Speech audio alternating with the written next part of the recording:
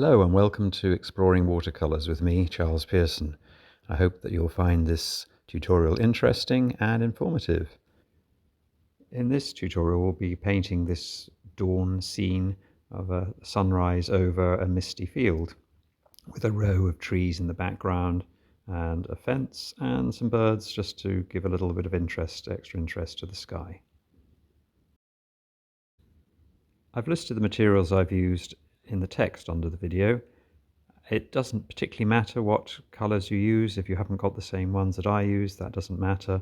It's just a general indication of the sort of colour ranges, blues, oranges you can use, whatever you feel happy with, really.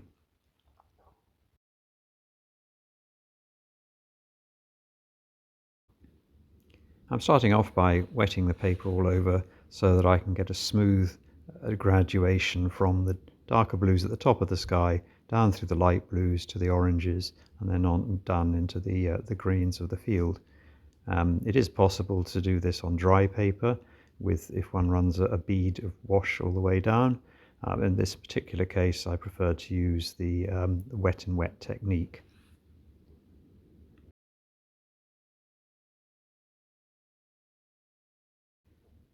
So we're starting off with the darker blue at the top of the sky and then letting the colour weaken as we come down, not adding any more paint to the mix, just letting it weaken with the water.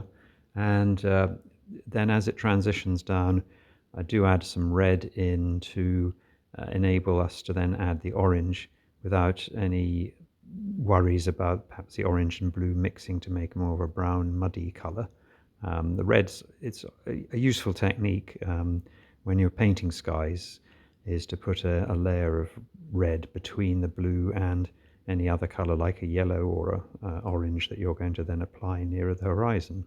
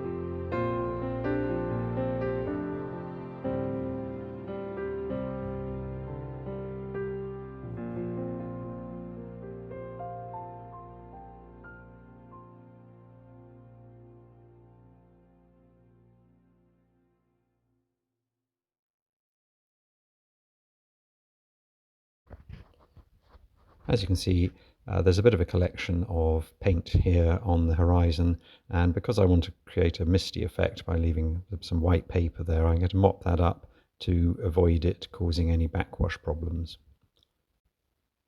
Just having some tissue paper, paper towels to hand is a good idea when doing watercolour painting, just to either mop up any excess water or to dab out paint to lift it off to if one wants to create a sort of hazy effect, or simply if there's too much paint or paint's gone into the wrong place. If you're quick before it dries, you can usually get most of it off quite happily with a bit of tissue paper.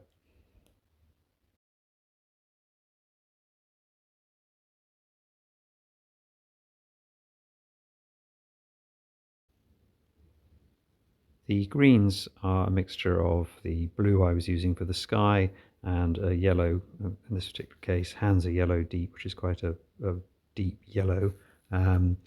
With those mixed in and a bit of orange as well, just to help cut the green. So it, again, using the colours you've already used within the sky is a good way of creating harmony in the painting, rather than introducing, say, a vivid green that might not look quite right. But what I'm doing is trying to provide a sense of the fields, of the tussocks of grass, by painting it wet in wet and letting the darker colours then run into the lighter ones that I've already put down. This is quite an effective way of giving varied texture as if it was grass on a misty morning. So in order to create a sort of illusion of mist on the horizon, I'm just using a couple of techniques to lift away some of the paint that's already there. The side of a damp clean brush, or a tissue, as I've mentioned before.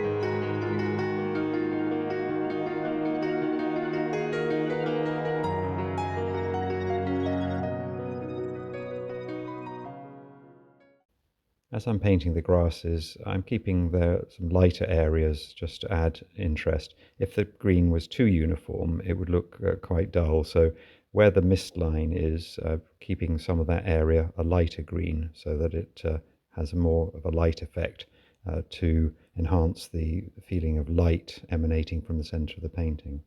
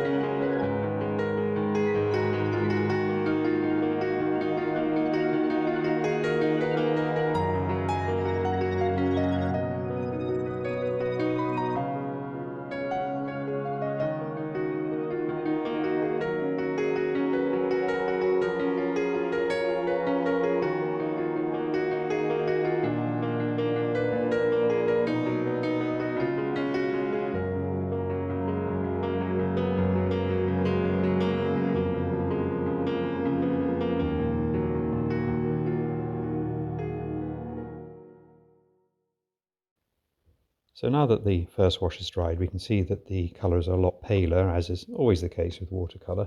And so in order to be able to apply a second wash over this, I'm going to re-wet the paper and run in more blues and oranges and greens for the foreground, and to make that darker as well.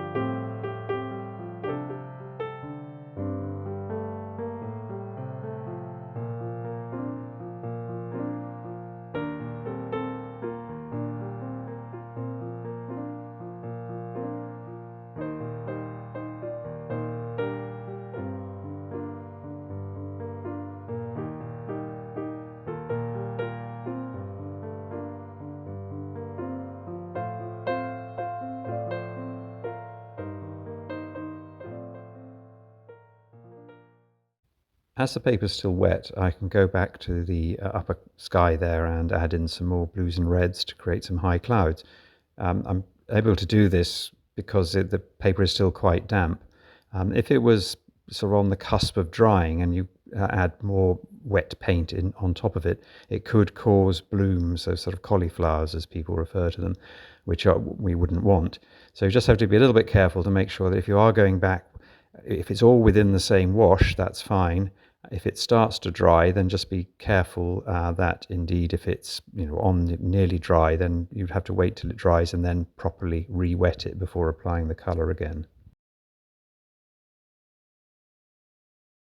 Just on the subject of how wet or dry the paper is, to tell if it's still wet to the point where you can apply more wet paint to it without a problem, then if you look at it at the surface of the paper at an angle and if it looks shiny, then you know that it's still quite wet. And conversely, if you want to test whether the paper is dry, it's often better to use the back of your hand, the back of your fingers, because they're more sensitive to wet or dry than using your fingertips. In order to avoid creating those cauliflower blooms, the thing to bear in mind is it's always you need to have, if you're repainting over damp paint, is to apply paint that's a thicker consistency, a drier paint, if you like, than the wash that's already down. So if it's got more water in it than the paint that's already there, the water will displace the pigment. If, however, you make it thicker, so less water when you mix your paint, then it should be okay to apply that onto even a damp pigment without displacing it.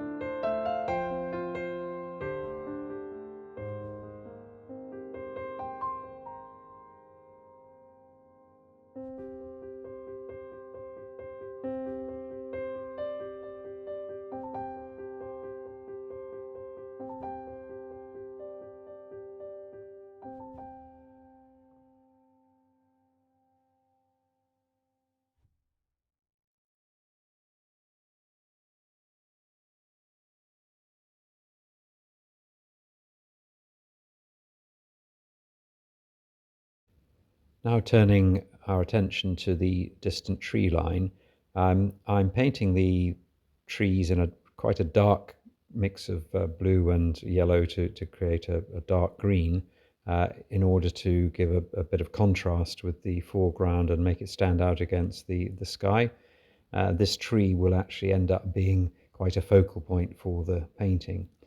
And so I'm using just the side of the brush for the foliage, just dragging it sideways. And this is a very rough texture paper. So the tooth of the paper is quite pronounced, which means that it gives a nice sort of jagged edge for the effect of bushes and trees. And then I'll be running the foliage line down along the horizon. And when it comes to creating this sort of effect of distant trees, a little smudge with the finger is quite a useful technique to use, just to create some random marks on the paper. With trees and foliage, it's always nice to try and keep things as random as possible and leave gaps between the leaves in order to give the effect of the sky shining through the trees.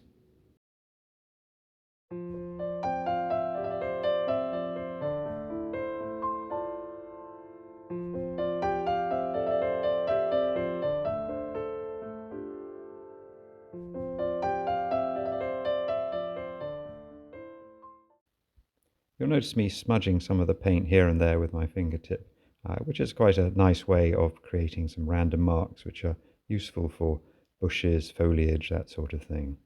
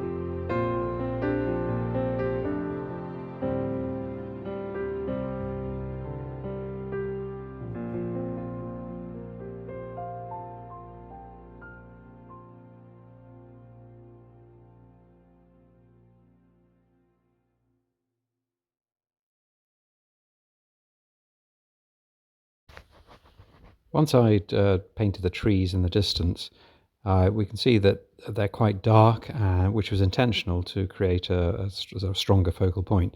But what it does do is it highlights the fact that the foreground is actually quite light. And so because of this, I thought it was appropriate to re-wet the foreground and make the field darker. Otherwise, the distant tree just looks a little bit too dominant. And this is something which, generally speaking, obviously in watercolour, we tend to work from light to dark. And so often the darks are the last sort of finishing touches that we put in. But sometimes it's useful to put the darks in at some earlier point, so we can then gauge how it looks against the rest of the painting. And in this case, it was clear that the foreground was too light. Now, with you watching this, if you've made your foreground dark enough in the first place, then you don't need to go in with the second wash. So it's simply the way that this particular painting evolved. And that's something else worth noting, is that, when painting, it's a question of making judgments as we go along. There isn't a prescriptive path from start to finish. As we go through the painting, we notice things, change things, and that's entirely part of the process.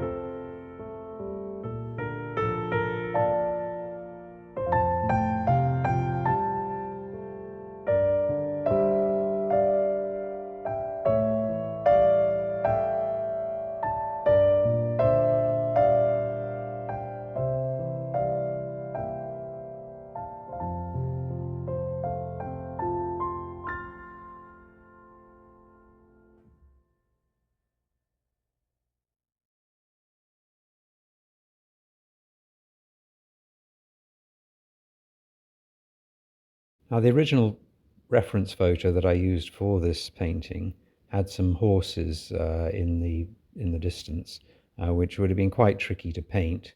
When I left them out and got to this stage, I looked at the painting and I thought that it lacked some sort of lead into the painting.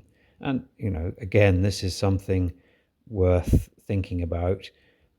Remember that whatever reference photo or however you're constructing your painting, where you're getting your inspiration from, you are the artist. You can make any changes you like to it.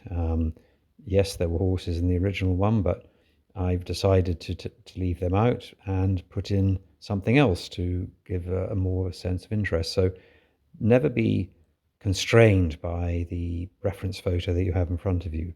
If you don't like something, leave it out. Add something in if you want to create more interest. Change the colors. It's entirely up to you. It's your creation, remember.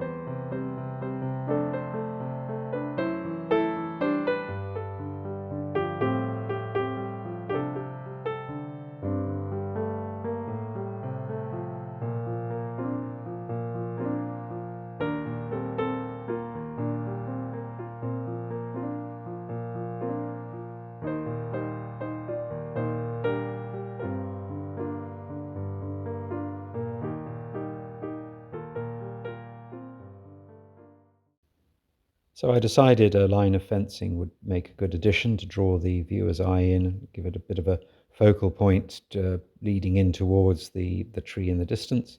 And the fence color was just a mixture of blue and orange, keeping it quite dark so it stands out against the grass. And then having drawn it and then painted it in, just adding in some sort of darker tones around the bottom of the fencing to try and blend it into the grasses.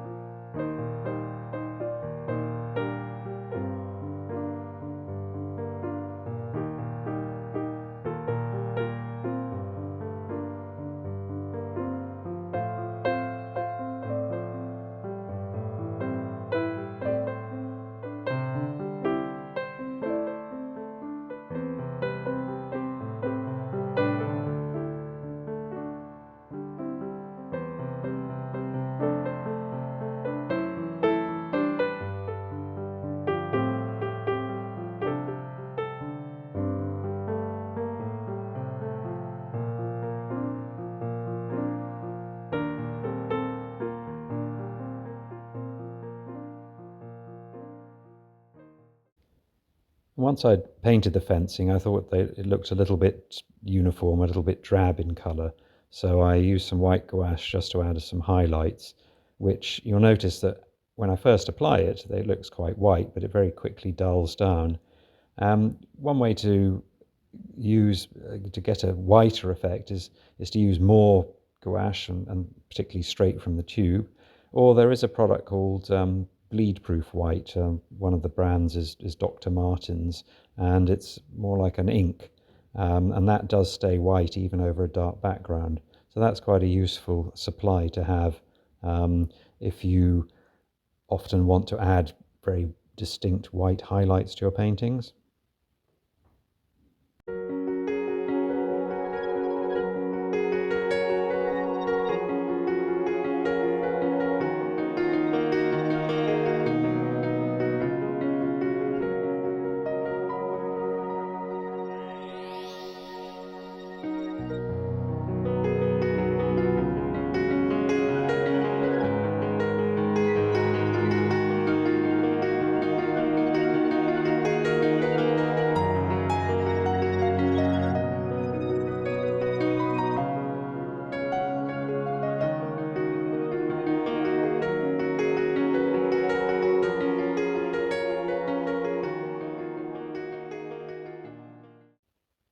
So as I was coming to the end of the painting, I sort of stood back and had a look at it and thought, well, is there anything else I could do to enhance it a wee bit? I thought maybe some birds in the distance around that focal point tree would add a little bit of life. It's often the case with landscapes that they can benefit from something being put into the picture to indicate life, whether it's a person or a dog or birds or whatever. Birds is the easy option here because they're quite easy to do once you get the hang of them. Possibly made them a bit small, but anyway, here we go. Let's just zooming in here to show you how I did the birds. They're just little V's really, and they just add a little bit of interest into the sky. And that's the completed painting. And just before we go, I'll just show you what it could look like in a frame.